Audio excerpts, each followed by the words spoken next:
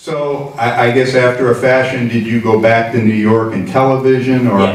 how did that work? Well, I was under contract. I ran my contract out, and I did several more films. I did a film with Alan Ladd and Donna Reed at Paramount called Beyond Glory, which was a West Point film, and I did another film that starred both Ronald Reagan and Shirley Temple. Oh my God! I'm serious.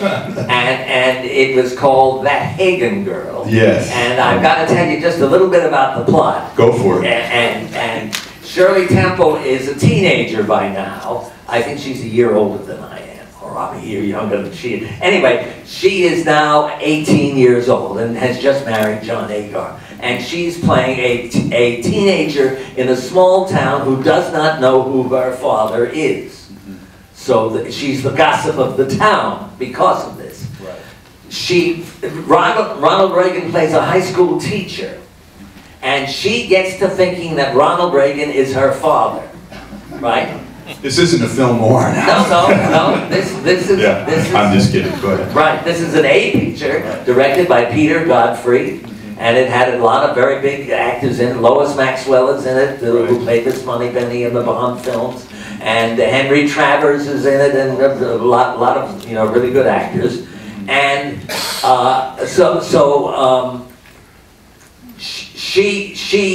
she thinks he's her father. At the end of the film, she finds out he's not, so she marries him.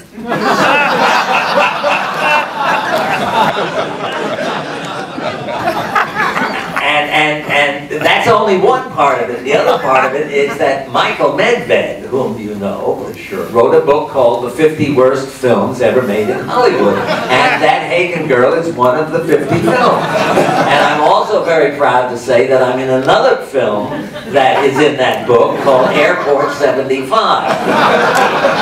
So I'm in 2 films of the 50 worst of all time. All the hits from Conrad here tonight, ladies and gentlemen. Now, in looking at your career, and really there's multiple careers, but for the present, let's talk about television. I mean, you started out in live television, right, all of that, and you're still working. I mean, your career spans the history of the medium.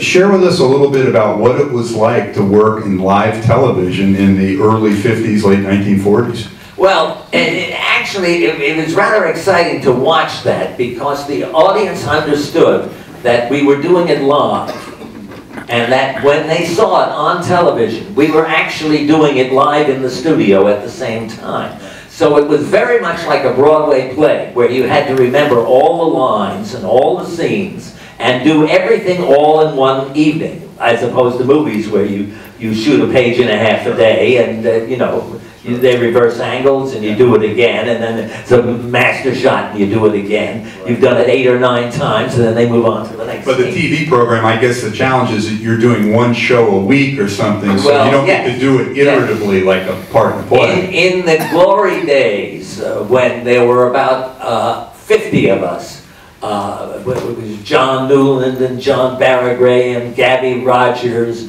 and this is before any of the movie stars found out about television and came. And Robert Cummings was the first one, I think, who came back to New York and did an hour show at Playhouse 90 or something, and he got paid $22,000 to do an hour television show, which was unheard of because the scale was $400. If you played the lead in the show, you got $400. Right. And you rehearsed a half-hour television show. You rehearsed it for 3 days. You had one camera day where they blocked everything out on camera, and then you did it the very next day. So it was a 5-day week, which is the same as sitcom. When you do a sitcom, they do it that way. But and I was doing 3 a month. 3 television shows a month. Suspense, Lights Out, Philco Theater, Armstrong Theater, Armstrong Craft Theater, Playhouse 90, on and on, all of them. And some were musicals, some were dramas. And you had, for an hour show, you rehearsed 4 days. You blocked one day on camera, and then they shot it on the 5th day. And you had to remember everything, and you ran from scene to scene, and if there was a scene where you were running and doing something very active, and the next scene you're sitting relaxed like this, you had to do it in sequence, and you couldn't you know, run from one set to the other, and you're supposed to be relaxed, and you're trying to catch your breath. They had 3 cameras, I guess. 3 cameras live. Yeah, Carl Froome came up with that with I Love Lucy, the 3 camera system. Right. And so what would happen when inevitably people would blow lines, props would get dropped? Did the camera just cut away, or? Well, they did what they could. Yeah. There were all kinds of. I mean, for instance, I told you a story down in Palm Springs of a time when Robert Stevens, who was one of the few great directors of early television. Alfred Hitchcock Presents. Right, yes. And Suspense and Starlight Theater and many others. And he set the tone for all the directors, Sidney Lumet and John Frankenheimer and Franklin Schaffner and Delbert Mann and all the ones that came from New York out here and became successful movie directors. But Stevens, who pioneered the medium, did not. Yeah. He did not make it out here. Anyway, he was shooting a Suspense, and we had 3 days rehearsal, and I was doing it with Ray Walston and Lee Marvin. Lee Marvin was playing a small supporting role long before he was a big star. Right. And Ray Walston had not yet done Damn Yankees and the movies and, you know. South Pacific. Yes, it became a very well-known character actor. Mm-hmm. And so we're there rehearsing, and the show is going to be done on Tuesday. So Sunday, we come in for the rehearsal, and Robert Stevens takes the script and literally tears it in half and says, I can't stand this script, we're going to start again. And he told the writer, who I think was Alvin Sappingsley was the writer, and he told him to write another script and to bring it in on Monday.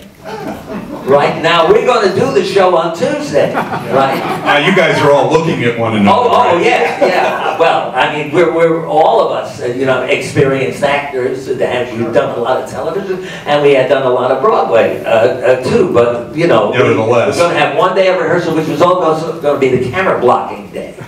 So Monday, so they gave us the script on Monday, and we're reading the script, and they're blocking, and Steven says, well, you go over here, and you go over there, and we're trying to remember that and write that in the script, and so we go home, and we had one night to learn it. So we came in on Tuesday, and we finished the camera blocking, did a dress rehearsal, you know, not in front of an audience, and finally we're on the air, live on the air. Rex Marshall, ladies and gentlemen, Suspense! And the music came, and we go on the air, and we're stumbling our way through it and, you know, trying to do the best we can. And the format for a half-an-hour show was a commercial, 11 minutes. 22-minute show. 22 minutes, and the rest were commercials. Right. So we get to the first 11 minutes, and we get through it okay. You know, we're hanging in there. Hanging in there. Nobody's made any major mistakes. It's about a robbery, and I'm a Western Union guy, and I'm innocent, and they're guilty, and you know, all of this sort of thing. Right. So Rex Marshall is now reading the commercials when Bob Stevens, the director, comes to us, and he's got papers in his hand, and he says, here's the new dialogue.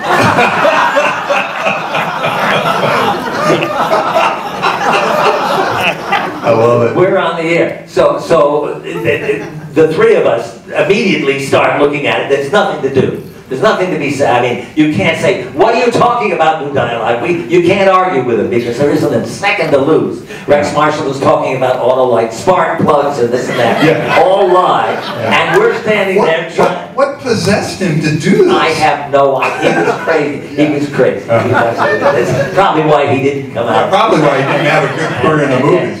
And so he gives us the dialogue. And we're looking, all right, fine. We go on, we haven't done it, we haven't read it with each other, but we sort of have an idea of where the new, it's right at the end is where it's going to be. So we're getting close to it, and the sweat is running off, and those lights were very hot anyway. And, you know, so everybody is very nervous, and we're all soaked. And we're coming towards the end, and as we start to get to the end, I'm having this dialogue. They said, give me the money. I said, I don't have the money. Yes, you do. And I looked down and I noticed Bob Stevens has come out of the booth and he's crawling under the cameras. Literally crawling from the booth under the cameras. And he comes up, and we're playing this, and I'm watching him out of one eye and playing out of the other eye. And he finally grabs my pants and he pulls my pants. He says, "Cut every other line. We're long."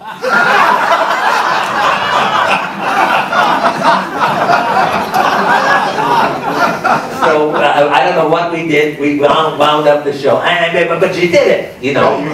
What choice do you have? Yeah, and I mean, there's legendary story. Lloyd, you were talking about Lloyd Nolan. Lloyd Nolan was a terrific hard-boiled. He would have been a marvelous in this. He would have been a great Marlon. Well, in Mike Shane in Time to Kill in '42, he did this first. Right. He did this first, and of course he went on and was in Lady in the Lake. Right. Playing the cop and so forth. Oh, he did 100. He did 100. Magnificent actor. Yes, yes. So he was doing some sort of a detective, and in those days, for some reason, the union had fixed it. The union had fixed it so that when the actors fired a gun, a stagehand actually fired the blank cartridge pistol off stage. It's another job. Yeah. So you can imagine you're pointing the gun, and this guy is actually making the sound. Yes. So Lloyd Nolan goes like this, and the guy doesn't make the sound. The guy forgets to make the sound. And Lloyd Nolan was so disgusted, he went bang, bang. Yeah. You know, Dan Duryea did the same thing in a Broadway play. So the gun had blanks in it, and he went like this, and he went, bang, bang, you're dead.